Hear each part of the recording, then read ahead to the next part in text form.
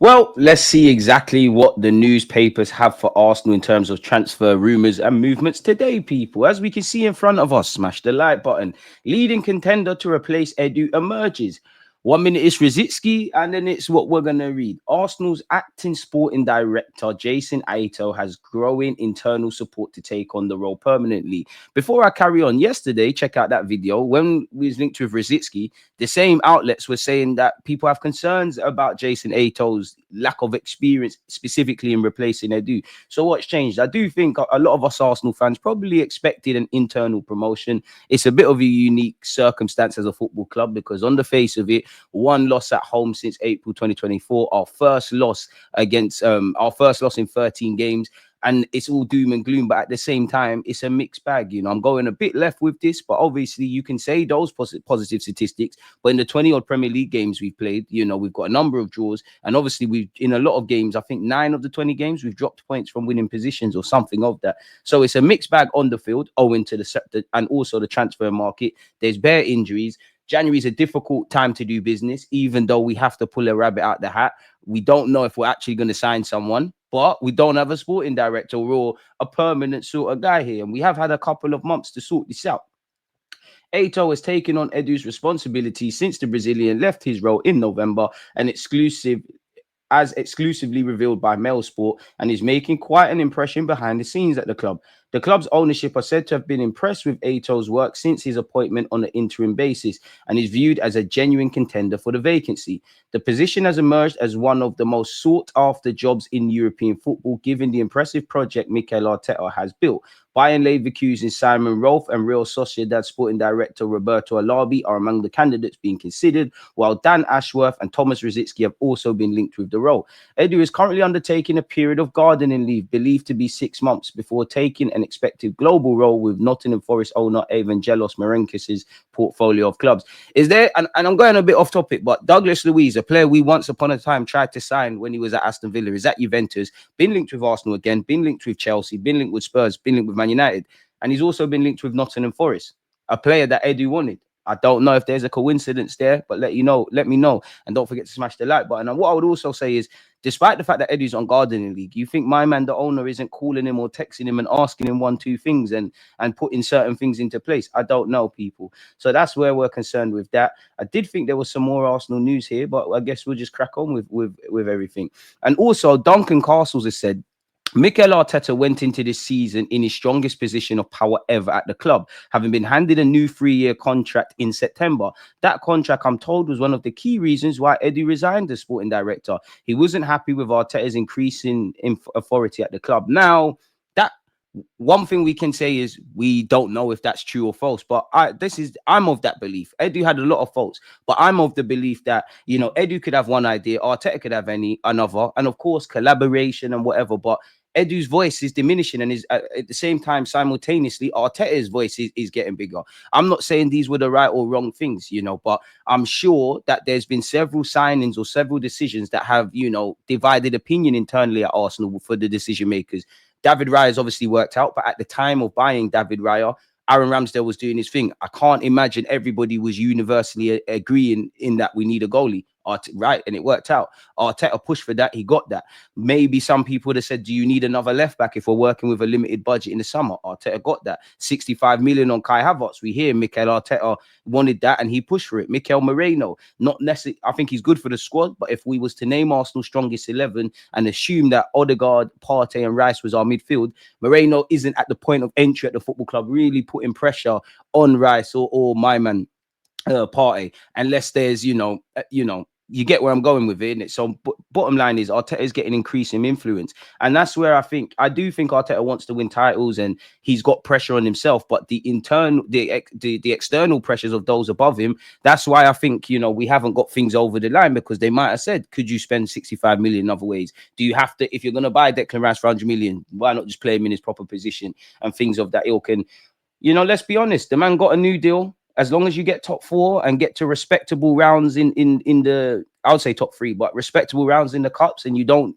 do enough to kind of get sacked. I'm not saying he should or shouldn't be sacked. He's in his job, and obviously, Arteta, you've been here 5 years now. I do like a lot of things you've done. Obviously, I've got a lot of criticisms because we haven't won a league. But you could argue, you're not Arsene Wenger. You're not Sir Alex Ferguson. For someone who respectfully is in managerial terms, a bit of a novice of sorts, this isn't right, in my opinion. So I could understand, because for all of Edu's faults and his failure to do business, what if Edu suggested certain targets to Arteta and Edu and it was vetoed? You look in the Athletic when they detailed our whole transfer timeline. The Moreno deal, external factors were messing it up. Edu had to get that over the line. The goalkeeper stuff, we're trying to get Garcia. We're not able to get certain things. Obviously, he had to scramble and get Neto. Why was we prepared to commit 20 odd million on a second choice goalkeeper? I'm not saying that's wrong, but you get it. So my point is just, Arteta isn't without fault. Edu isn't without fault. The owners of this football club definitely without fault. There's been successes and there's been failures. So yeah, let me know your thoughts on that, because I do think that's logical. But crucially, we don't know. So we can only talk about it at kind of arm's length. This article also mentioned the same thing that we've just read, people, but there was a second bit, if I'm honest. Apparently, Arsenal do have some flexibility in terms of profit and sustainability rules, but they do need to make sales to make any big signings. Really, we heard this in the summer. Now, obviously, Nico Williams, you have to pay the release clause in full. He's obviously on big wages. That obviously has ramifications for what you do in the summer from a financial point of view and the accountancy. And obviously, I'm not an accountant, but, this has to be... it's January now, so that would have to be included in a certain financial year, but that's all above me. I don't know. But he also said, my guidance on the transfer market is they have a degree of PSR flexibility, but ideally we'd need to make sales to make big signings, which is what they want to do with Arteta. What sales though? Who is leaving? Because Partey's contract is running down. You're not selling him in January. You're not selling Jorginho. You could make a case of Zinchenko leaving, but Zinchenko's on a healthy contract, got 2 years left, might want to fight for his deal, fight for his spot back in the team, might have other plans when his contract runs out, might be comfortable in London. Gabriel Jesus, obviously prior to his kind of little purple patch, he was someone a lot of Arsenal fans would flog off. But again, big wages, healthy contract length. Does he necessarily want to leave? And if these guys are going to leave, we all know you're not going to make your money back that you initially spent. But are you going to make anything near acceptable for you to take? Tomiyasu, the club could say, you know what, good player, you're never fit, safe, let's move you on. People might not want to buy him. Kivio's always linked with clubs in Italy. You get where I'm going. So who is going to be sold, especially in January? It doesn't make sense. You could make a case of Tierney. Tierney probably wants to run down his contract and go back to Celtic. I don't know, people, but it feels like when it comes to Arsenal and transfer business, it's a non-ending cycle, people. He was keen on Nico Williams again, who obviously turned the opportunity down to move to Barca in the summer and has a defined release clause, but the release clause would have to be paid. Just close to 60 million euros would have to be paid in one go, like with Partey, unless they can convince his club to take installments on it, which is unlikely to do, particularly mid-season. It would be my understanding in that model that unless Kroenkes are going to put in even more money, they'd have to, if they are going to keep pushing. If they want to sign Nico Williams, I'd think there'd have to be some sort of outgoings as well. Sesko is an interest in one. I think interest in one, because yeah, they are interested, but ultimately that's what I was talking about. Didn't push that hard in the end and put the money elsewhere on the assumption that Havertz could sort out our striking issues, and wouldn't it be nice to have another midfielder? I like Havertz. I don't think you're the guy. I don't think we should have bought you, but and I really respect how you turned it around in the second half of the last season. But it's naive to expect someone who did it in one half of the season, who even when he was scoring question marks about his clinicalness, to be able to do it. So it's either incompetence, naivety, or stupidity, or all three, as to why we face ourselves in this current mess, purely from the squad depth and all of that kind of view. Who is there to sell as well, man? Kivio could leave. I wouldn't cry if Zinchenko, Kivio. I love Tomiyasu. Tomiyasu, Jesus, offer for Trossard comes. I'm not saying these players have to leave or they're the only ones. I wouldn't necessarily be against it, but I'd be against it in January. We're barely putting out an 11. Even if everybody was fit, I don't think it makes sense to necessarily do that. And even if everyone was fit, I think, you could still make a case of another attacker and a striker and all of that jazz. But we're still hearing the same old things. What could be new is Arsenal have seen Leandro Trossard reject their offer of a new contract at the Emirates Stadium, putting his future in serious doubt. Now, for me, naturally, I don't know how many offers have been put, We have heard this with Trossard. He's contracted until 2026. Naturally, in contract negotiations, the first offer is always going to be turned down. You know, if you were selling your house or selling something, you don't in business accept the first offer unless it's too good to turn down. So maybe the headline is a bit exciting. I can understand giving Trossard a new deal. He's contracted until 2026. Probably should have put an option of an additional year, but apparently sources have told Football Transfers that discussions have broken down between Mikel Arteta's side and the Belgium international attacker, putting his future at the club in doubt. I think he's good for the squad. Like on the bench and that rotation, that's you. Arsenal had offered him a one-year extension with the option of an additional year, falling in line with the club's typical policy on players who are over 30. That was immediately knocked back, leaving both parties unhappy. So you got to deal with Partey, got to deal with Trossard, got to deal with Jorginho, Saliba and Saka in particular need new deals. You'd imagine Lewis Skelly and Ethan, when they turn 18 and can sign longer duration deals, things could be done there. There's always something to do at a football club, man. Stability is a myth, really. The Gunners are especially frustrated by the state of affairs, with the Emirates side having previously agreed with the player that the situation would be resolved by the turn of the year. The breakdown in negotiations occurred prior to Christmas, which raised questions over whether Trossard's poor form is connected to these developments. Really? Because it's in his best interest to perform. The 30-year-old has scored 4 goals and created 3 in 28 appearances across all comps. Now, for Trossard, Jesus, Martinelli, they've probably all got similar kind of returns in terms of goals and assists. You compare that to Saka, and it kind of, you know, whether you're using your eyes or you're looking at the stats, it doesn't make sense really what we was trying to do. Goals win games. We don't have clinical players on a consistent basis. Discussions over Trossard still have been paused for now due to Arsenal's busy schedule. And again, no sporting director. Like, is that something the sporting director is going to have to deal with?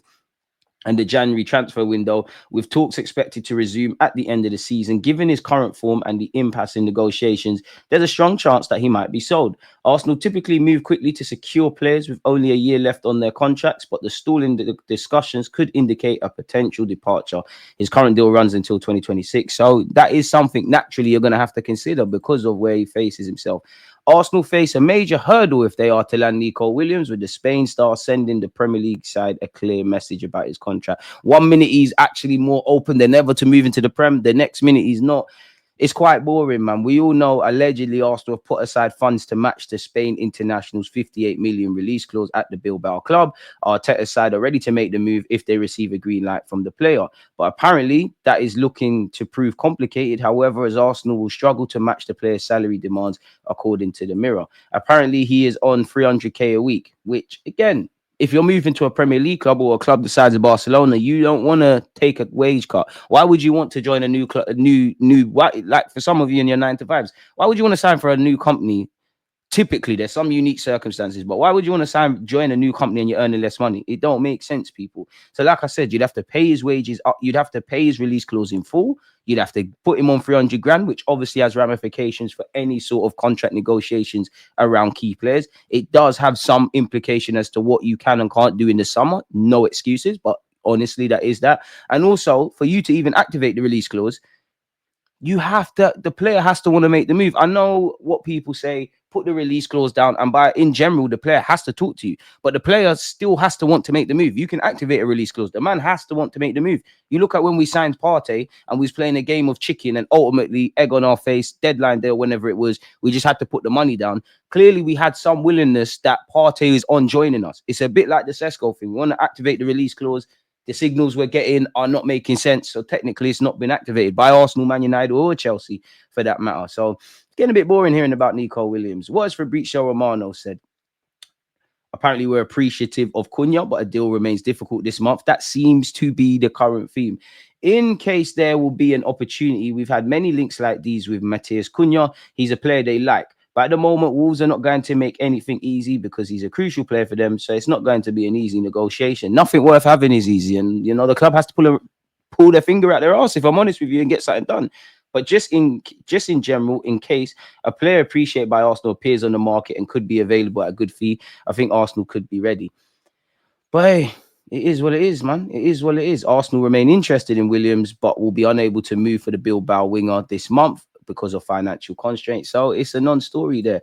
Let's see exactly the bulk of the article. Yeah, Arteta does want the player, but even a summer move could be complicated by the Spain stars' wages. And you could argue difference makers, they're going to have to be paid accordingly. Williams would want to be in excess of 300k a week to make him one of Europe's top stars and big earners after helping Spain. Obviously, tax rules around his current deal in Bilbao meant that his net earnings would require a huge contract in the Premier League. Arsenal remain interested, and yeah, the Mirror has said that he's our primary target. Barcelona are evidently watching him. Allegedly, we're still keeping tabs on Benjamin Sesko, people, but this month could be quiet. Sterling is nursing an injury and has returned to the squad. So it all depends on what you read, man. It's boring in that regards, man. So we can cut that. We can maneuver. We've been linked with Araujo. Now, some would say, do we need another defender at the club? I'm not against it, but clearly the priority has to be an inside forward or a striker or whatever. He's also simultaneously been linked with Juventus. Allegedly, though, we're showing an interest in signing Araujo from Barcelona now as contract renewals with the Catalonian club fails to progress. So that's probably why we're being linked with him. His deal runs out in 2026. We see this all the time. They start getting linked with Premier League clubs.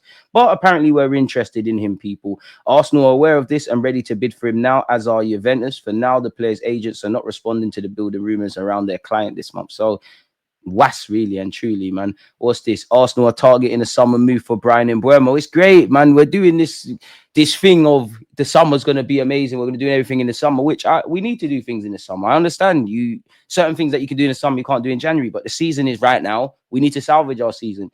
And Mbeumo, more than welcome to sign for Arsenal Football Club. The 25-year-old's contracted until 2026. He would be a great fit for us up front, on the right, on the left. The way we play, it makes a lot of sense. A bit like Kudus and Nico Williams and Lookman and Cunha and half the guys we're linked with. Smash the like button and subscribe. And also let me know your thoughts on what you would do in January, or of the names we've discussed so far, who would you go for? According to Sky Germany, Arsenal's attraction to Mbeumo has not vanished despite getting robust previously. In fact, the winger features high on Mikel Arteta's shortlist for the upcoming summer window. A January transfer has been ruled out, with Fabrizio Romano stating on Tuesday that it would take a completely crazy proposal to tempt Brentford into a sell this month. However, with Mbeumo out of contract in 2026, he looks primed to leave the Bees in the summer. Bit like Ivan Toney, where it felt like January he could move. Ultimately, he left in the summer, I believe. I could be wrong. We've been linked with Crystal Palace's midfielder Adam Walton. I'm on that, but that's clearly a summer thing. Allegedly, Ben White is aiming to make his return from injury later this month. We need as many players back as we can. Arsenal are one of the sides reportedly looking to go on the attack for Douglas Luiz. Again, do I believe that? Yes, because we had a previous interest in him. We do need another midfielder, someone that is a bit different to what we have, which could be him. But the priority, surely, with Saka's injury, is an inside forward. For me, striker, winger, different profiles in midfield are the primary sources that between now and the summer, or for next season, between now, if you can do it now, great. Then the summer, certain questions I have around our playing squad, they need to be answered, and I would address all those areas. But now with Saka's injury, and even on the best of days, if everyone was fit, we need to get a forward, man. But yeah, we've been linked with Douglas Luiz. Arsenal apparently remain interested. He's struggling for game time. Whether Juventus will do a deal with us, that makes sense, is another thing. Allegedly, Jude Bellingham's younger brother Job looks set to stay at Sunderland this month, despite interest from Arsenal and United. Make him our own Morgan Rogers. Apparently, he could cost up to 20 million, which they might bulk at that now, but that could rise. And he's been linked with Crystal Palace. You've seen what Crystal Palace have done with Elise, what they're probably going to get for Gurhi, Eze, if he sold substantial profit. There's talent in the lower leagues. Look at Aston Villa with Morgan Rogers. He had a loan spell at Middlesbrough, came through at West Brom, found his way at City. As much as I want stars and household names, there's players everywhere if we know how to look, which I don't know how to look. I'm on YouTube, but these lot are the guys. So make it happen. I think we all knew we was never going to, I don't think we're going to go for a midfielder in January. So naturally, Bellingham Jr., it's a myth. We have been linked with Victor Reis, but if you look at several tweets from Romano people, it seems like Victor Reis, the Palmeiras centre-back, is going to be signing for City, and it seems like they're going to get Marmoush as well, people, just based on reports if you type on Google. We could be due some money because it looks like Monaco and Mika Berev could be about to have a marriage, in the sense that we sold him to Stuttgart, and it looks like they're going to sell him to Monaco, and he's going to link up with Balogun. We do have a sell-on clause, people, so it might make sense. The Premier League will most likely be the destination for Victor Gyökeres, but the Swedish striker does not want to leave Sporting this month. That's according to that. Aston Villa are tracking Jamie Gittins, people. Obviously, someone that's been linked with Liverpool, Chelsea, Arsenal, now Aston Villa. He is a winger. Whether Dortmund want to do business in January, especially with the season he's having, is a completely different entity. But surely that's something we got to go for. I don't think we're going to do this, but allegedly Real Madrid have made Tchouaméni available for transfer for a few months now. I think United might get Tchouaméni and Mendes. I don't know why I think that, but I do. Frankfurt are demanding 80 million euros to sell Marmoush. And, you know, Romano's has got a series of tweets where he's saying Marmoush wants to make the move now. So you'd imagine City are going to do that. Zinchenko has been linked with Inter Milan people. Allegedly, Mikel Arteta is believed to be open-minded to the idea of letting him leave. Now, Inter Milan have been linked with several left-backs, so it might not be anything concrete with Zinchenko. So we'll have to take it with a pinch of salt. I wouldn't let him go in January. Let me know your thoughts, people. See, they've also been linked with, you know, several other players, and we've also been linked with French defender Theo Hernandez. I'm not against it. But again, contract renewals at AC Milan, it seems like it's all mind games. So yeah, we'll see what's going on with Zinchenko. Keeping up the theme with left backs, apparently Arsenal are closely watching Tyreek Mitchell. As we know, his contract is running down, and he could be a good squad player. Obviously, he's homegrown. You'd get him for free. It kind of makes sense if I'm honest with you. But again, central midfield, out wide, up front. This is the areas I want to address, people. And obviously, we've seen Lewis Skelly do his thing. So I don't think we need another one, but I'm not against it. And also, I think we've got decent options in defence. But if the club lose patience with Tomiyasu and his fitness, if Zinchenko moves on, if Kivior moves on, you can start to see maybe we need another defender, because Lewis Skelly, for me, I want to see you in midfield at some point in your Arsenal career, but you are an option at left back, and big up to you. We've just signed Calafiori. Obviously, you got Benjamin White, you got Timber, Saliba's there, Gabriel's there. But yeah, you know, you could make a case of Tommy going, Kivior going, Zinchenko going. Tini's not really a factor in that. We all know he's not part of Arteta's plans per se, but he's going. So you could make it. I'm not against another defender. And even with all the depth we've got in defense, it's really been tested to its limits. Either way, people, for me, we need to get something done in January. Like, even if we get something done in January, I'm personally pessimistic about our chances of silverware, but it's not sustainable, man. Bodies are dropping. There's, you know, a form isn't terrible, but the way we're playing, there's concerns. Bodies are dropping. The players that are available, you're obviously running them into the ground. We've got a lot of games to come, and we've been in the thick of a very tough fixture schedule list. I don't think I've ever heard an Arsenal fan, including myself, say this. And I think it's the first time ever when I say you almost wish it was the international break, really, just to give certain players a bit of breathing space. But then the majority of them, a lot of them get called up by their country. So that's probably a myth, man. But we need to get something done in January, that's for sure, man.